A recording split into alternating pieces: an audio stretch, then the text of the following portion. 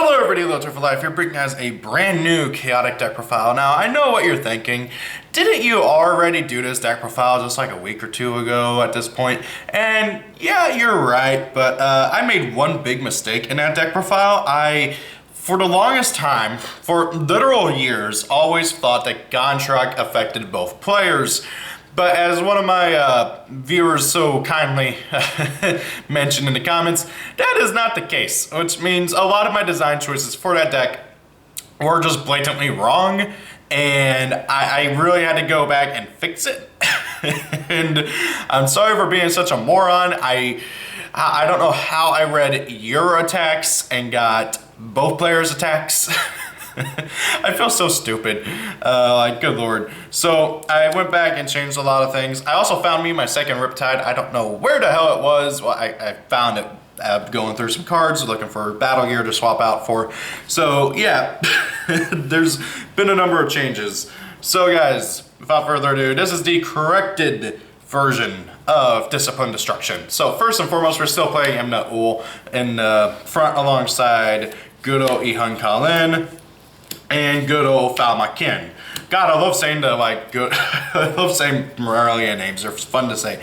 So the big thing about these guys up front are they are the discipline destructions. They are the guys who you will be using to destroy your opponent's discipline. So basically, thanks to the Gontrak, who's all the way in the back, all of your attacks will be reducing your opponent's disciplines by the damage that attack would have done instead of, well, doing the damage. So that means that you will be able to use these guys' effects relatively easily. They all have the effect where you can discard 2 magic cards, target 1 engaged creature of 0 in a certain discipline, for Kalin its speed, YgoAmino its courage, and Falmakin its wisdom, and then destroy that creature.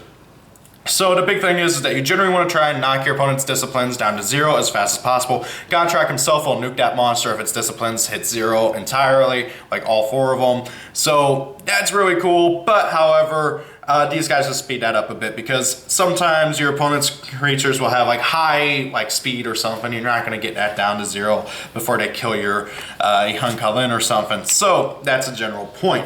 Now then, with that being said though, I have given these guys, well, 2 of them because you can only play 2, the Von Blut Sickle. So basically the big thing about this is that whenever the equipped creature does, plays an attack, it does 15 courage. So it gets rid of your opponent's courage by 15. That's really, really good. That means that you can hopefully nuke it with YgoAmino pretty quickly, and that's generally what you want to try and do.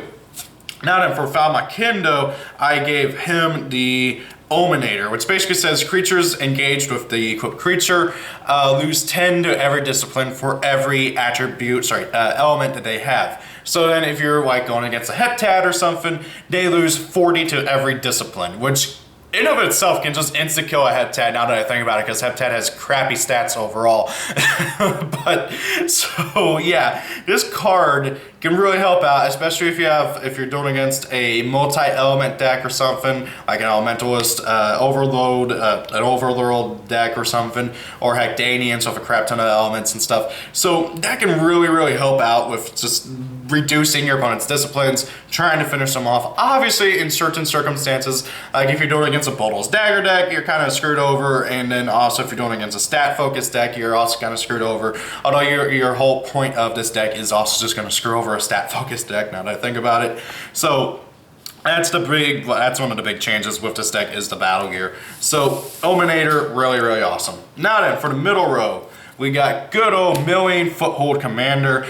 I again had a tough time deciding between this guy and the original Milling. The original Milling is another Discipline Destructor. You discard 2 to pop a creature of 0 in power. But however, I feel like that being able to cover 3 out of the 4 is good enough, because what Milling Foothold Commander does is if all your creatures at the start of your turn have no music counters, you can add any music in your graveyard back to your hand. So then, oh hey, you can just kind of get back some recursion. Yeah, sure, you only get half of what you're paying for their effects, but over time that should be enough to keep you up and be able to keep on using their effects to pop your opponent's creatures.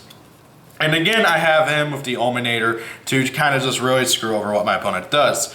Now then, for this next guy, I'm not gonna lie, I had a tough time between him and his remake, but he's one of my favorite Marillions. I never got to play him in any other deck, and I was like, you know, I have to play this guy. I named my RuneScape character after him, and that is Raftab. Raftab is one of my favorite Marillions. I'm gonna be completely honest, mostly due to his looks, but his freaking effect is also pretty obnoxious. So what he does is you can discard a music card and then remove all music counters from a engaged creature. So I believe it has been engaged, yeah.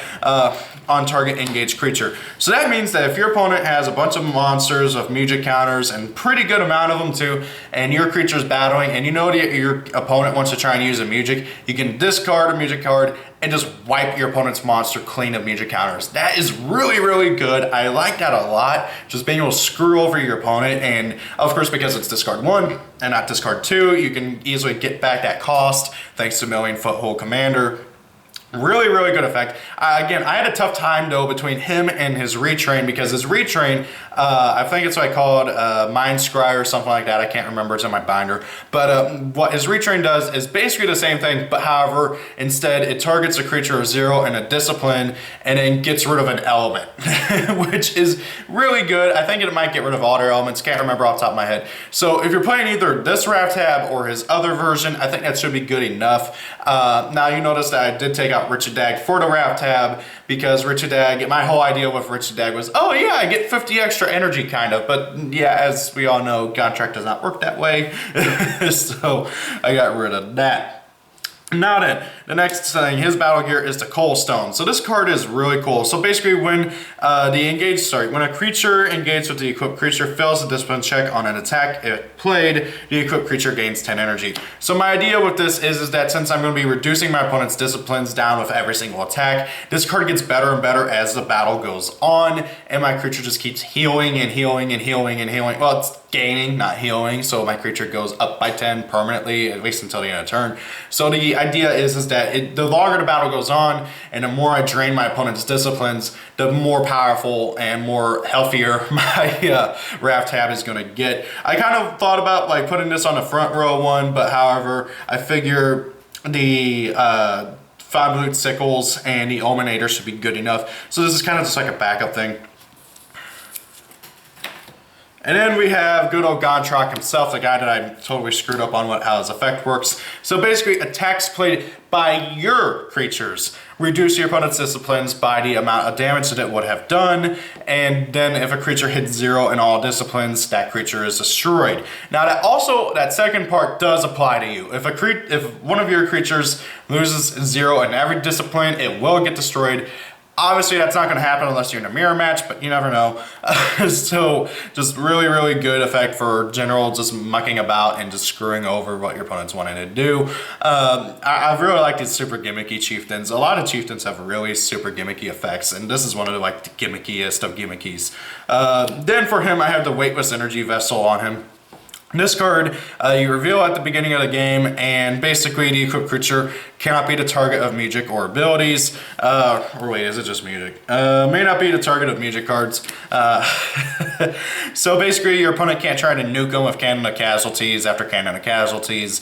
And some of the other burn cards that Underrollers have that I can't remember. Basically the general idea is that it makes it to where your opponent can't just try to kill your Gontrok without battling it. So then you don't have to worry about, well, your whole plan being destroyed. Now then, for the attacks, I have 2 Dealers of Dooms. Kind of goes about saying this card is really good. So it's does 10 water, 10 earth. The 10 earth doesn't really matter too much because none of our creatures have earth. But however, the big thing is that if your creature has water, it also reduces your opponent's creature's courage by 25, which is just really, really, really, really, really good. I can't, like, if you attack with this, with either Hunkalin or Imna Ul, or if you decide to swap around the battle gears and stuff, whoever has a sickle, that means it's gonna do, so let's see here, that's gonna be 35 off this alone, plus another 15, that's gonna be 40, 50, that's gonna be 50 freaking discipline down on their courage. For some creatures, that means that they're immediately gonna be able to be destroyed by Imna Ul, which is really, really, really good. Again, I don't really have to stress that enough. Now the next up, I got 2 Riptides. I found my other Riptide. Oh my god, that drove me nuts. I could not find it for the life of me. It was another Marillion deck. I can't believe I forgot that it was in there. So Riptide, 5 base, 5 water. Then it does the same thing as there's a Doom where if your creature has water, it reduces the opposing creature's courage by 25. Again, that's just, I cannot stress how good that is in a deck like this. Really, really useful. 2 Flood Forces, 15 water damage. All our creatures except Gontrack have water, and Gontrack is not going to be battling. Like, let's just be honest, he's not going to be battling, except in certain situations where you get screwed over and your opponent just steamrolls over all your guys, which hopefully won't happen, but you never know. So, 15 base for most of your creatures. Mind Void, this card is really interesting. So, 10 base damage, and then as 2 stat checks. Stat check, Courage 100, gain 5 energy. Pretty helpful. Stat check, Wisdom 100, remove a magic counter from a creature you control, and if you do, put a magic counter on your engaged creature. Yeah, that's not really going to happen because none of our creatures have magic counters. But however, since Mepedian's Balladeer Flute is so popular, we might get a magic counter, so then we can move it onto our engaged creature, and then hopefully just, especially if our creature dies, we won't have that magic counter anymore, so then we can use Million's effect once more. 2 Ridge of Eyeing. I cannot stress how just amazing this card is for an all chieftain deck. 5 base, 5 water, and then if your creature is a chieftain, it does 10 extra damage. So that means 20 damage, 20 to all disciplines. Really, really useful. 2 Sleet Slide. So if your opponent's creature has water, it does 0 damage. It's kind of irrelevant. Then we got the Think Ray. You basically do a stat check for Wisdom. If it's 60, you do 10 damage. And then afterwards you lose 60 Wisdom. It's pretty simple. 2 Inner Flood does no damage whatsoever, but water, you get to remove a magic counter from a creature and put it on a magic counter on another creature controlled by the same player. Just really kind of gets screw over our opponent's magic counters, makes it where they can't use their more powerful magic. Speaking of just screwing over our opponent's magic counters, Super Cold Rain, 15 base damage, 25 water. That is a grand total of 40 damage with this card, and then it also gets rid of all, well, not all, but pretty much all, 4 magic counters from our opponent's board. They must get rid of 4 magic counters. Just really, really, really insane how much damage that does, and gets rid of that many magic counters. 1 Rain Spears, just a lot of damage, 10 base, 10 water, and then if our creature has 60 Wisdom, another 10 damage, that's 30 damage, pretty good. 1 Tidal Surge does 5 water damage, but if our opponent's creature has a magic counter, it does nothing. If it has any magic counters. It's all for demo thanks to, well, Inner Flood and good old Super Cold Rain. And then 1 Liquescent and Swirl, which we generally don't want to use until we know that we're going to win that battle. Because Liquescent Swirl, yeah, sure, it does 10 base water damage and it's a 0 drop, which is pretty good. It also gets rid of water for us for the rest of the turn, and that's not that great.